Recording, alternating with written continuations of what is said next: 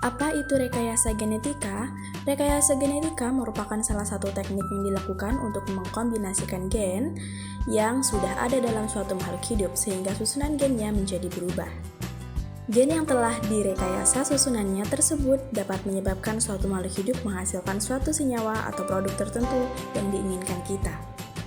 Perlengkapan yang diperlukan untuk rekayasa genetika yaitu yang pertama enzim pemotong gen yaitu endonuklease retriksi, yang kedua enzim penyambung gen yang dikehendaki yaitu ligase, yang ketiga vektor yang membawa gen yang akan disisipi atau dititipkan dapat berupa plasmid, bakteri, dan lain-lainnya, dan yang keempat sel inang.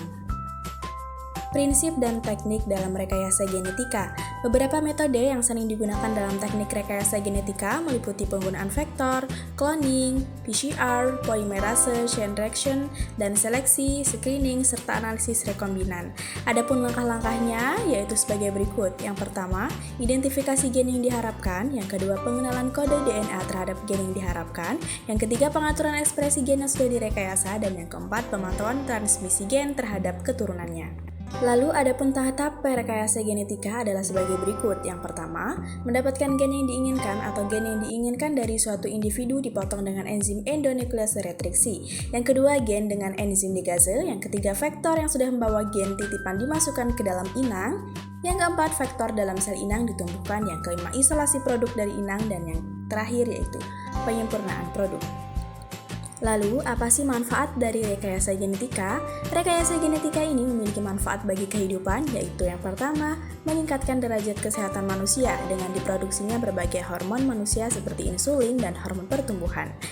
Yang kedua, yaitu tersedianya bahan makanan yang lebih melimpah. Yang ketiga, tersedianya sumber energi yang terbarukan. Yang keempat, proses industri yang lebih murah. Dan yang kelima, berkurangnya polusi. Kemudian, aplikasi dalam produk farmasi, contohnya hormon somatostatin, yaitu hormon pertumbuhan pada manusia. Hormon ini memerlukan setengah juta otak domba untuk mendapatkan 0,005 gram somatostatin murni. Sedangkan melalui OHRG, 9 liter produk fermentatory sudah menghasilkan somatostatin dengan jumlah yang sama. Kemudian dalam produk pangan, teknik rekayasa genetika juga dilakukan pada bahan pangan antara lain tomat, jagung, kedelai, kanola bunga, kol, keju, tepung, susu, kentang, beras, dan sebagainya. Kemudian pada produk non-pangan, rekayasa genetika juga menyentuh bidang seperti peternakan, perkebunan, dan kehutanan. Produk tersebut misalnya vaksin, antibiotik, dan hormon pertumbuhan untuk hewan, ternak cloning, dan sebagainya. Manfaat dalam bidang pertanian yaitu persilangan konvensional yang dilanjutkan dengan seleksi untuk merakit bibit unggul baik tanaman maupun ternak. Dalam bidang kesehatan, salah satu kontribusi genetika dalam bidang kesehatan adalah diagnosis dan perawatan penyakit fenilketonurani atau PKU.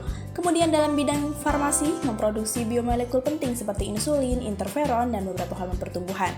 Dan dalam bidang hukum, dapat menerapkan rekayasa genetika untuk memastikan benar tidaknya tersangka sebagai pelaku. Kesimpulan, 1. Rekayasa genetika telah diaplikasikan dalam berbagai bidang termasuk penelitian, obat-obatan, bioteknologi, informasi, dan pertanian.